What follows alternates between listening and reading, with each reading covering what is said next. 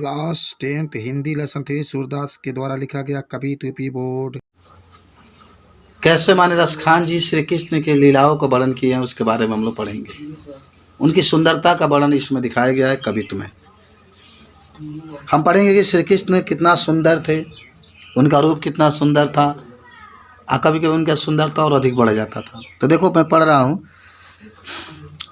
कह रहा है कि गोरज बिराजे भाल लही लही बनमाल, आगे गैया पाछे ग्वाल, गावे मृदबानी रे, तैसी धुन बांसुरी की मधुर मधुर जैसी, बंक चितवन मंद मंद मुस्कानी रे, कदम बिटप के निकट तटनी के तट, अता चढ़ी चाह पिट पट फारानी रे, रस बरसावे तन तपन बुझावे नैन, प्रारण रिझावे वह आवे रसखानी रे। ये रसखान के द्वारा लिखा गया है। तो देखो एकदम अब और समझो को बढ़िया से। गोरज, गोरज का मतलब होता है गाय का खुर का जो धूल उड़ता है ना, उसकी बात कर रहा है। जब गाय चलती है देखना उसके पैरों से धूल उड़ते हैं ना, तो गोरज का मतलब होता है, देखो गो का मतलब होता है गाय और रज का मतलब होता है धूल। तो जब गाय चलती है तो गाय से जो धूल उड़ते हैं वह धूल विराजे माने विराजमान होते हैं, माने विराजमान होते हैं। अब भाल का मतलब होता है माथा या मस्तिष्क। माथा माने होता है, भाल माने मस्तक। लालही माने होता है सुशोभित होते हैं। अब बनमाल का मतलब होता है जब वन में श्री कृष्ण चलते हैं। माने पहला का ही व्याख्या होगा कि जब श्री कृष्ण वन में गाय चराने के लिए जाते हैं, एकदम आराम से ऐसे ही बोलना है कि श्री कृष्ण जब वन में गाय चराने के लिए जाते हैं तो गाय के पैरों से जो धूल के कण उड़ते हैं जब उनके माथे पर पड़ते हैं तो श्री कृष्ण बहुत सुंदर दिखाई देते हैं।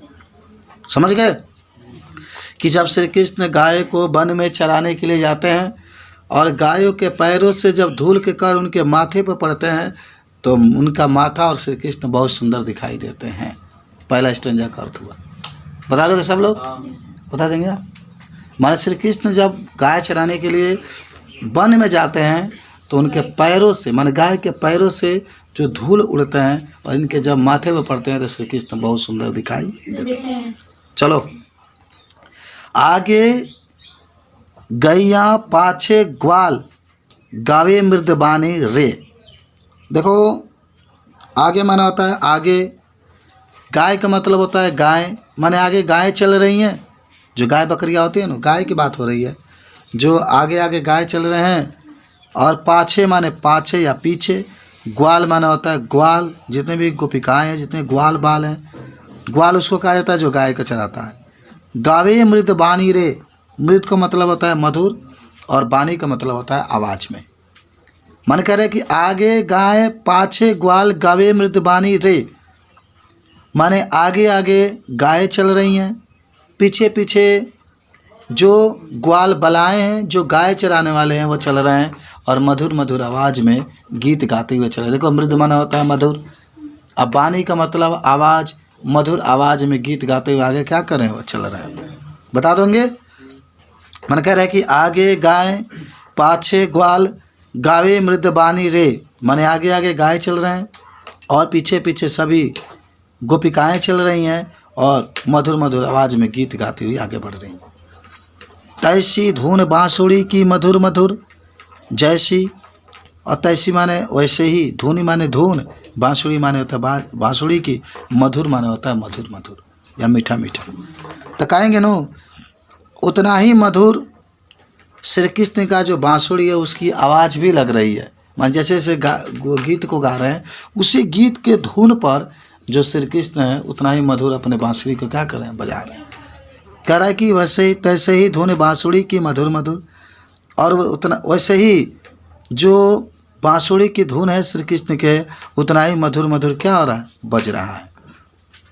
आगे बंक चितवन मंद मंद मुस्कानी रे। देखो बंक का मतलब होता है तिरछा। बंक का मतलब क्या होता है? तिरछा।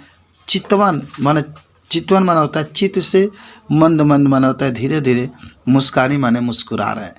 माने श्री कृष्ण ने तिरछा करके, माने जैसे बांसुरी को अपने मुख पर लगाए ना, तो वो अपने नयनों को तिरछा करके, माने तिरछा हो करके और मंद मंद माना होता है धीरे धीरे मुस्कुरा रहे हैं। धीरे धीरे क्या कर रहे हैं, माने देखिए ना श्री कृष्ण बांसुरी बजाते हैं तो मुस्कुराते भी हैं। ठीक है, वही बात दिखा रहा है इसमें।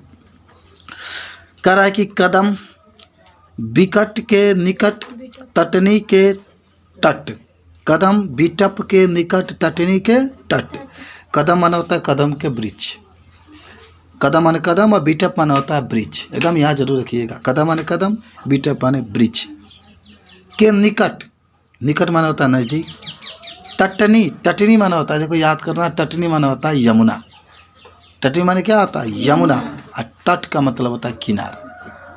ठीक है ना, कहेंगे कि जब वह यमुना नदी के किनारे कदम के वृक्ष के पास पहुंचते हैं, देखो निकट माने पास होता है, कदम माने कदम के, बिटप माने वृक्ष के, निकट माने पास, तटनी माना होता है यमुना के, तट माना होता है किनारे।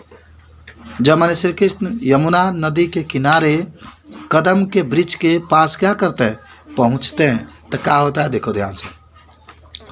तो आटा चढ़ी, आटा माने तब, चढ़ी माने चढ़ जाते हैं, और पीठ माना होता है पीले रंग के, देखो पीठ माने पीला रंग होता है।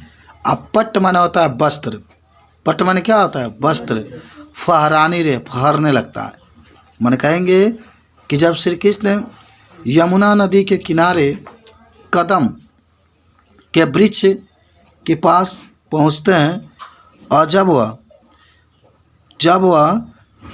जो वृक्ष है उसके ऊपर जब चढ़ते हैं, जो कदम के वृक्ष है उसके ऊपर जब चढ़ते हैं, तो उनका जो पीला वस्त्र है फहरने लगता है। पीठ माने पीला, और पट्ट माने क्या होता है वस्त्र। जैसे नहीं होता है कोई वृक्ष पर चढ़ता है तो वस्त्र फहरता है, वहीं श्री कृष्ण का जो पीला रंग का वस्त्र है वो क्या कर रहा है, फहर रहा है। रस बरसावे, रस बरसने लगता है जब पीला वस्त्र फहरता है।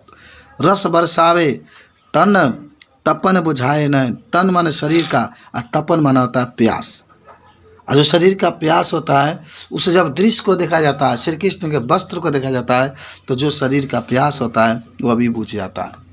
बुझावे नयन, और नयन का जो प्यास होता है वह भी बुझ जाता है। प्राण रिझावे, रिझाने का मतलब होता है खींचना। जो श्री कृष्ण है वह सभी लोगों के प्राण को अपने तरफ खींचने लगते हैं। और आवे रसखानी रे, रसखान जी कहते हैं कि श्री कृष्ण अपनी सुंदरता से सबके प्राण को अपने ओर क्या करते हैं, आकर्षित करने लगते हैं। मनी कहानी आपका एक बड़ा बता देता है। कह रहा है कि गोरज बिराजे भाल लही लही बनमाल, जो गाय के पैरों से जो धूल उड़ रहे हैं, तो श्री कृष्ण के माथे के ऊपर जब पड़ रहे हैं तो श्री कृष्ण बहुत सुंदर दिखाई दे रहे हैं जब वन में गाय को चराने के लिए जा रहे हैं। दूसरा, आगे गाय पाछे ग्वाल, गावे मृदबानी रे, माने आगे आगे गाय चल रहे हैं और पीछे पीछे गोपिकाएं चल रही हैं, ग्वाल बलाएं चल रहे हैं, और मधुर आवाज़ में गीत को गाते हुए क्या कर रहे हैं, आगे बढ़ रहे हैं। आगे आगे गाय, हम जानते भी होंगे कि आगे गाय चलती है, पीछे सब गाय चराने वाले चलते हैं, तो वही दिखा रहा है कि आगे गाय है, पीछे गाय चराने वाले हैं, और मृदु माना होता है मधुर आवाज़ में गीत गाते हुए चल रहे हैं सब।